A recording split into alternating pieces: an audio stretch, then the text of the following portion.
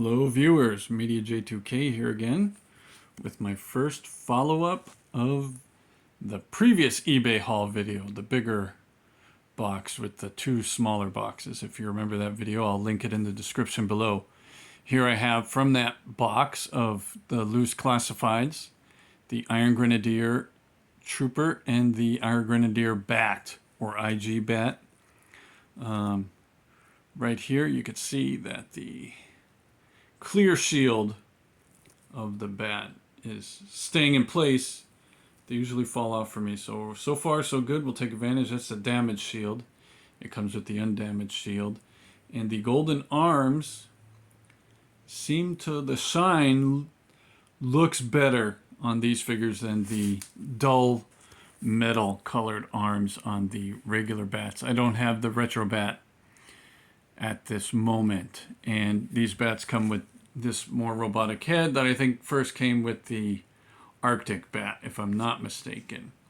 But the IGs, they come pretty decked out, very nice. He's wearing a tie, if you could see that. That's very respectful. And he has a jewel that matches Destro's, probably similar to Destro's jewel.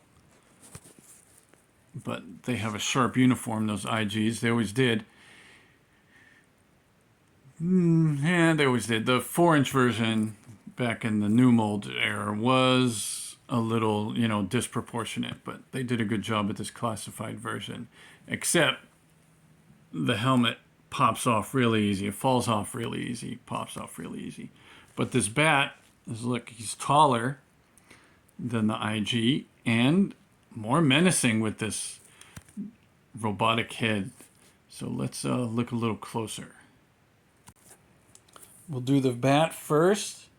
It comes with the flamethrower, the laser, the same backpack as the previous bats. It's got the claw, the two hands, the sidearm, but it also comes with this chainsaw, which is a nice addition. However, then you run out of places for the rest of the accessories. So it can only hold 2 accessories in the backpack and 1 hanging, which was okay when it was just the claw, the flamethrower, and the laser. Now that they added the saw blade, there's nowhere to put the extra hands when you replace them with one of the extra accessories. So you're stuck. Obviously, he can't carry around his extra head either. The heads will have to be applied in the armory before they're deployed, obviously, or on the aircraft before they're dropped in. What I did notice, see if we can show this, and I didn't notice this on the first classified bats, but I'll check them out. I have those and I have the crimson ones. I haven't opened the crimson ones yet. Oh, and real quick, let's match up the colors. The colors match pretty well. The IG Trooper color. The bat is a little bit more brighter, but here on the coat you could tell that it's supposed to be the same color. Supposed to be. And another thing, the plate fell off. The boots, the bottom of the boots, seem to just look better on this IG bat than they did on the yellow boots bat. Let's just say it that way, the ARAH look, right? The IG bats, I have a few, I think, IG bats from Black Major on the 3 3/4 inch vintage versions there. Obviously not from Hasbro, but, it's the same mold, so it looks pretty good. Just the colors are a little different, and then they have the Destro emblem instead of the gears there in the chest. But anyways, as I was saying, the hip joints here for the legs are kind of flimsy. I pushed them up in place before, and then once you start moving them, they fall out of place again. I'll push them back up. Nope, I just wiggled it, and they don't want to go. They don't go. Some of the figures, you can push those legs back in place, and they'll stay. But with the bat, when you push one side in, it pushes the other side out. And then as you pose the legs, they just come out naturally. But this bat, they went to the pinless joints. I think the original classifieds didn't have pinless joints. So that's a nice improvement. And like I said, these shiny golden arms look nice. So I'm thinking the retro carded bats with the shiny metal look better than the original classified bats. So I'll have to look into those if I ever see them anywhere. I've never seen them in a store, on a shelf, or anything. The accessories, like I said, are the same. They're just painted in this more metallic gold color, and the addition of the saw blade, which probably came with one of the other bats previously before the IG bat. I will show you the articulation here as best as I can, doing this one-handed. They move the same. The bat has the bicep twist and the butterfly shoulders, both sides. That's nice. I'll do another point. I'll do a comparison of all three versions of the bats that I have. Right now, just this one. It's the same belt and leg strap for the holster. All the construction's the same. Like I said, they just changed the color and then added the extra head for this IG bat. That the original bat came with the complete head with, I think, the silver faceplate. Now the retro one has the red one. So the IG has a silver faceplate, and then it has the damaged face of this one instead of the Android head. But the IG came with the Android head, which, like I said, is more menacing. All right, so let's, we saw a little bit of the articulations. Let's switch out some of the weapons. Okay, so I got him with his saw blade attachment on his right hand and his pistol in his left, right out of the holster. And the finger fits nicely into the trigger guard, which is nice. Again, these are battle android troopers. They're not androids like the Lieutenant Commander on the USS Enterprise D. He had artificial intelligence and learning capabilities in his CPU. These bats are all controlled, most likely by a remote or a command center. They're not. They're more like drones, but I don't even think they're controlled. You know, they have just the AI command programming to go into battle and do what they need to do. They do probably have some, again, not even like the Terminators from this future. They probably have some problem-solving capability programming, but like I said, they're not artificial intelligent bots. They do run strictly on programming. So we never have to worry. If you see a bat in real life, run anyways, but it's not gonna, you know, you probably could outsmart it because its programming is limited. Hopefully, right? Hopefully. From what we've seen in the cartoon and comics, the bats never seem to be like taking over Cobra. So they're not that self-aware, I guess is the word we would put. They're not self-aware. If they are, they're not to that extent. Not sure the bats feel damage. That's why they can continue with the broken chest plate and the hole in their or other head, right? So this bat looks good. Would a bat strap and then, you know, gear up and then run into battle, you know, like a kamikaze? I'm not sure. But that's a cool pose I got there. All right. So let's look at the other accessories real quick. As we saw in the first episode way back in 1986 of Arise, Serpentor, Arise, Part 1 of that G.I. Joe miniseries animated show, the Bats were a pretty formidable army against the Joes until Sergeant Slaughter came around in his Triple T and wiped them all out single-handedly.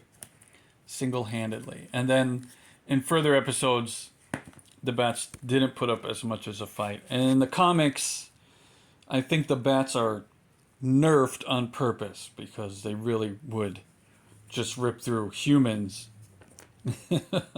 If you know, if you've taken more of a verisimilitude, I think that's the word, towards it, the Bats would have to be more of a threat than they're shown to be, at least in the animated series.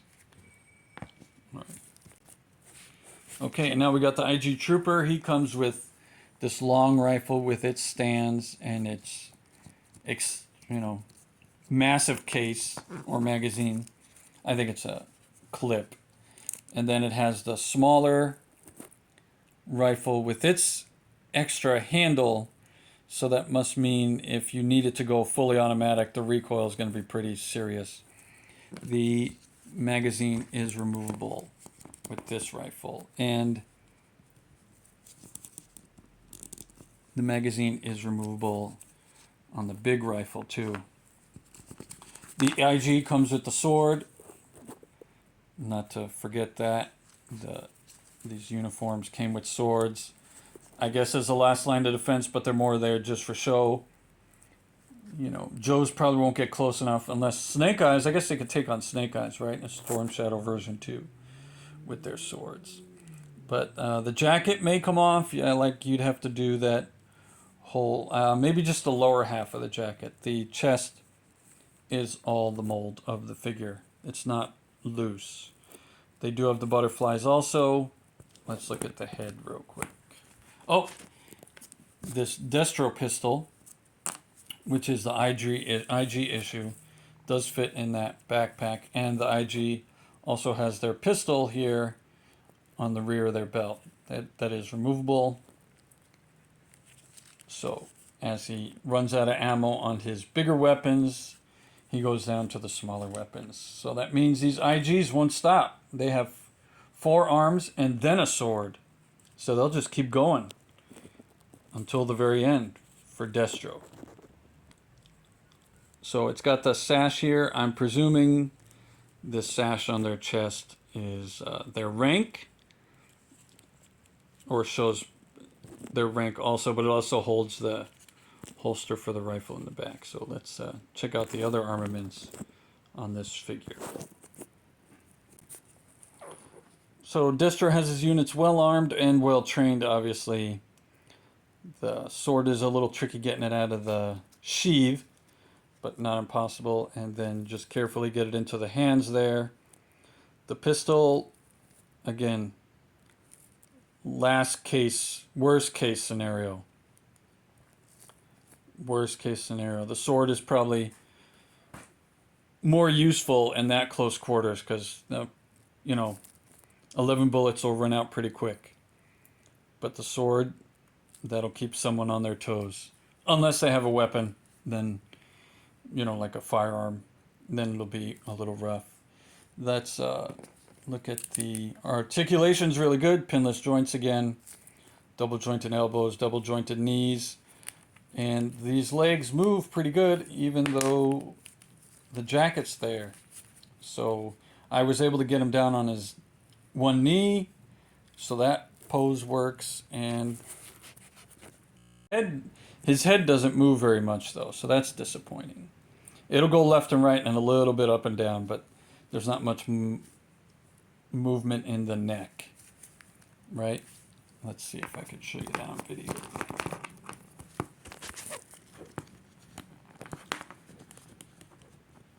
Up and down, left and right. Up and down a little bit, but that neck doesn't move too much. And let's look at the Bat's neck articulation. The Bat's neck moves very good up and down, even to the side. I'm thinking that's how they should all be, and I'm not sure why they're not. And then the head can go probably 360 degrees, and then the head has its own up and down. So the Bat, his head moves a lot like the earlier classified figures, because the Bat was amongst the earlier classified figures. They seem to take away that articulation, maybe to save some money. But there's videos where they can show you where you remove some pieces through the heating process